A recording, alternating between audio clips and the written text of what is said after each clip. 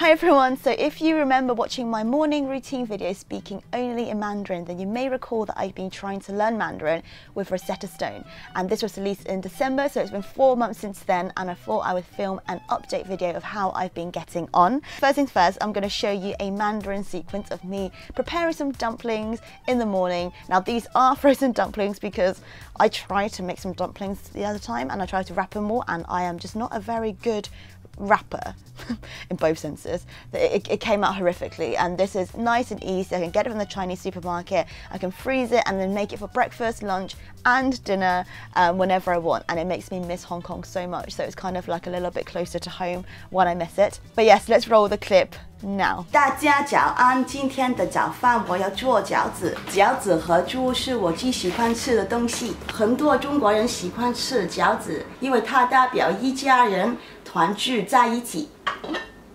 做饺子的时候，先把冷水加热，水加热后，把饺子放进去。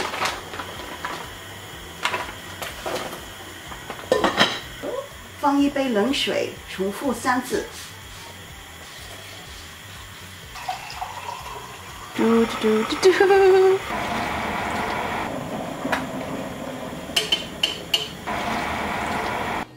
1、2、3、4、5、6、7、8、9。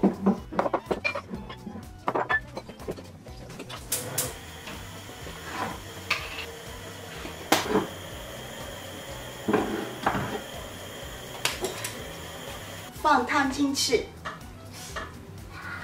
把它放进去，把它放进去。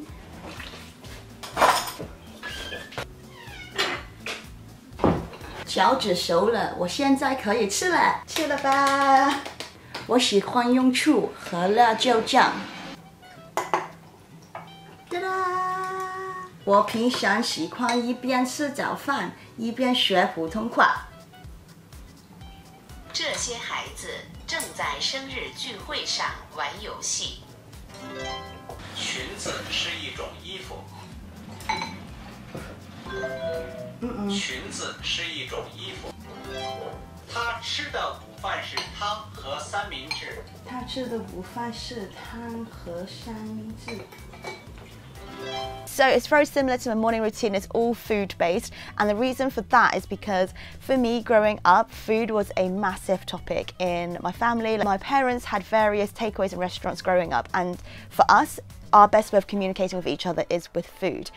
So I feel like every time I try to learn something, I always try to learn the food terms in a new language, and every time I try to travel, I try to learn my favourite things on a menu, and that helps me kind of form more than word association with the various topics, and it makes me a bit more familiar with the language, and also because I love food and I need to know the food at all times. And then I try to incorporate it with my daily routine, so as you saw in the clip, I like to learn it whilst I am eating my breakfast or lunch or dinner, or sometimes I like to learn it when I'm travelling on the go, so if I'm waiting for a bus, if I'm waiting for the tube, if I'm checking in to the airport, then it's very, very handy to learn that on the go as well. And also there's been a few other things that I've been trying to do as well, and that's with watching Mandarin TV shows. So growing up when I was learning Cantonese, my mum used to always put on TVB, which is the Hong Kong Chinese channel, and would make sure the subtitles were there. And so I'm trying to incorporate that learning style with the Mandarin stuff. So I've been watching a Shanghai program called First Half of My Life, which is very good, very dramatic, and the fashion is amazing. It's all on YouTube as well,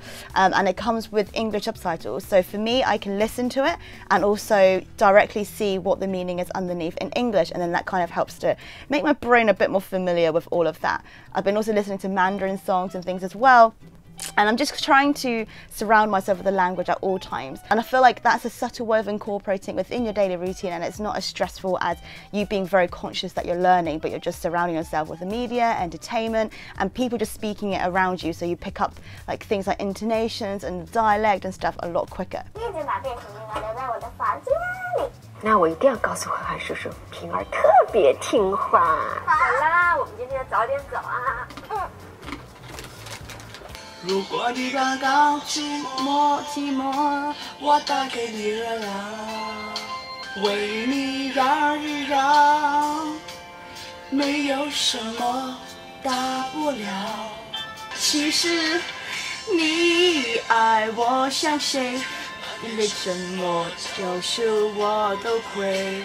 And what I've noticed in the past 4 months is that I haven't necessarily added a ton of vocabulary and new words, but I am a lot more confident with speaking it out loud. Like I mentioned, the word association, I feel like I am more comfortable with different words and I'm more likely to take on new words that's related to a topic, i.e. food and dumplings and congee and water and boiling, like all of those words to form a proper sentence. In terms of using the apps, so a great thing about that, especially because I've travelled a lot in the past 4 months this year, all you have to do is just download the unit and then you can practice it offline. Also, if you're on the go and you don't want to necessarily speak out loud for the exercises, there's also an option for you to disable the microphone and then you can enable it back again if you're at home or your hostel or your hotel, and then re-practice the speaking stuff. And then for that part you can then focus on the listening skills and then like the selecting the writing skills for each unit as well, so you don't have to be on the tube being like 一个鸡蛋, and everyone's just like, yeah.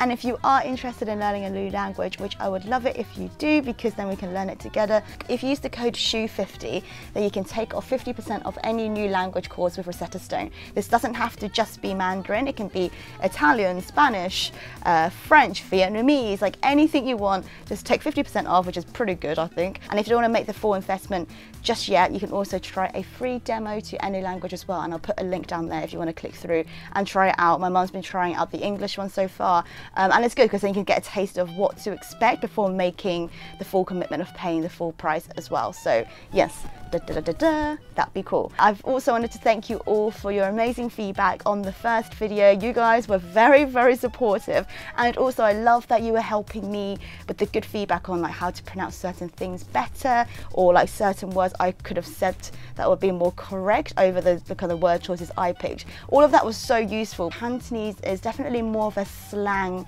kind of dialect and it's not as formal, so when I speak I automatically think in Cantonese and I'll say certain things in Cantonese, but it's actually a completely different syntax in Mandarin. So yeah, all of that feedback is so helpful. All of that is taken on board and will help me to practice being a better speaker in the future. And also the dumplings were great. Inside were pork and vegetables, and I think there's one that was like pork and mushrooms or something, and it was delicious. So that concludes my update with Rosetta Stone over the past few months. There's still a long way to go, but I am excited, I am determined by the end of the year to be a lot better in it, and hopefully I can update you in a few months' time. I hope you've enjoyed this video. Let me know if you are currently learning a new language, or if you could learn any language in the world, which would it be? Would you ever learn Mandarin? Thank you so much for watching. I hope you are having a wonderful morning, afternoon or evening, and I shall see you in my next video. Have a good one. See you later. Bye. It's me learning Mandarin.